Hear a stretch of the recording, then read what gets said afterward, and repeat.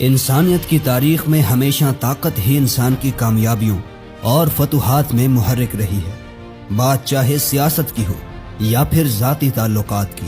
آپ نے خود دیکھا ہوگا، ہمیشہ ان لوگوں کو زیادہ عزت دی جاتی ہے جن کے پاس طاقت ہوتی ہے، لیکن طاقت کے کون سے ایسے بنیادی اصول ہیں جو انہیں دوسرے لوگوں سے الگ اور زیادہ ویلیویبل انسان بناتے ہیں؟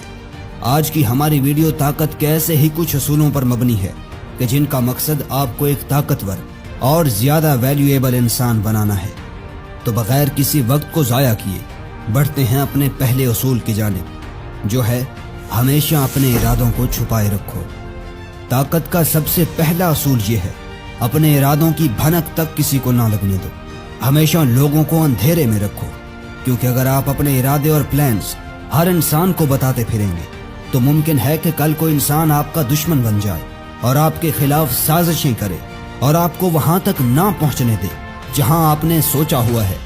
یا پھر ایسا بھی ہو سکتا ہے کہ آپ اپنے ارادے اپنے دوستوں کو بتاؤ اور کل کو اس کام کو انجام دینے میں آپ ناکام ہو جاؤ تو آپ کے دوست اور آپ کے ساتھ والے آپ کا مذاق اڑائیں کہ اس انسان کے خواب تو بہت بڑے تھے مگر ان خوابوں کو سچ کر دکھانے کی طاقت نہیں تھی۔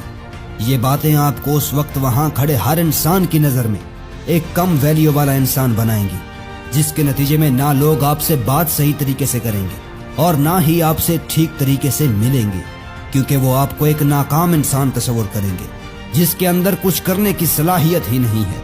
اگر آپ ایک رسپیکٹفل اور ویلیویبل انسان بننا چاہتے ہو تو اس اصول کو آپ کو سب سے پہلے اپنانا ہوگا اور اپنے ارادوں کو صرف اپنے آپ تک اور اپنے خدا تک محدود رکھنا ہوگا۔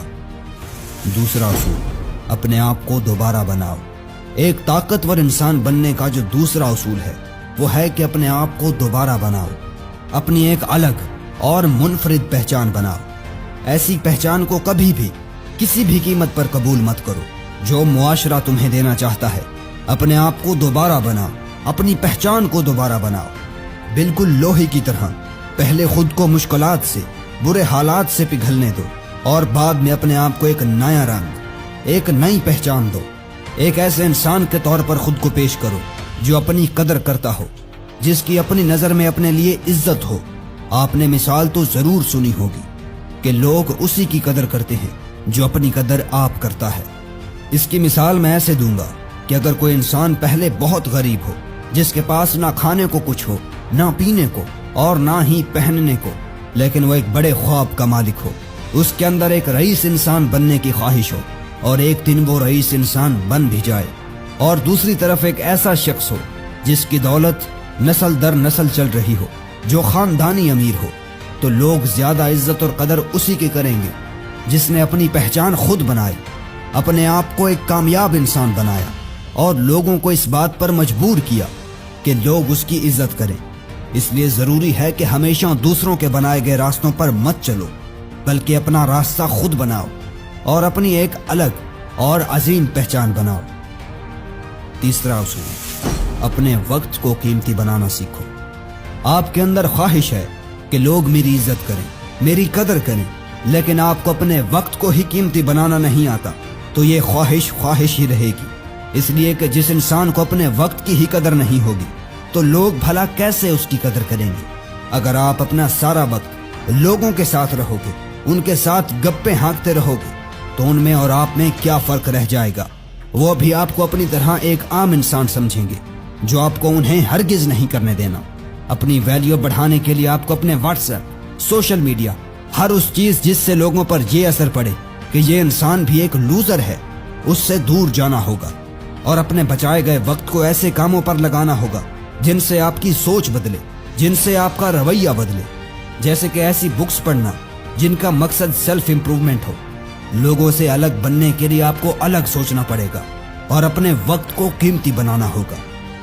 چوتھا اصول، ہمیشہ مفت کی چیزوں سے بچو۔ انسان کو زندگی میں جو کچھ بھی مفت میں دیا جاتا ہے وہ حقیقتاً بالکل مفت نہیں ہوتا، بلکہ اس چیز کی قیمت آپ کو اس کی خریدی گئی قیمت سے کہیں زیادہ ادا کرنی پڑتی ہے۔ اس کے پیچھے یا تو دینے والے کا کوئی نہ کوئی مقصد چھپا ہوتا ہے، یا پھر کوئی سازش، یا پھر وہ یہ ثابت کرنا چاہتا ہے کہ وہ آپ سے بہتر ہے، یا وہ آپ کو اپنا شکر گزار بنانا چاہتا ہے۔ اس لیے بہتر ہے کہ کہ یا تو آپ چیز لینے سے انکار کر دیں یا پھر اس کے بدلے اس سے زیادہ قیمتی چیز اس کو دیں۔ مثال کے طور پر اگر کوئی دوست آپ کو کوئی چیز تحفے میں دے اور ایک دن ایسا آئے کہ آپ دونوں کی لڑائی ہو جائے، تو وہ دوست دوسروں کو یہی کہے گا کہ میں نے اسے فلاں قیمتی تحفہ دیا تھا، اور جب ان میں سے کوئی آپ سے ملے گا تو یہی کہے گا کہ یہ تو وہی تحفہ ہے جو اس نے تمہیں دیا تھا۔ اس وقت آپ کی ویلیو ان تمام لوگوں میں رتی برابر بھی نہیں رہے گی، اور اس وقت آپ یہی بولو گے کہ کاش میں نے یہ نہ لیا ہوتا۔ اس لیے اپنے پیسوں کو شاہانہ انداز میں گزارو۔ لوگوں سے تحفے ضرور لو، مگر ان کے ظرف دیکھ کر، اور پھر انہیں ان تحائف سے کہیں زیادہ قیمتی تحائف دو، کیونکہ سخاوت طاقتور ہونے کی علامت ہے اور دولت کے لیے ایک میگنیٹ ہے۔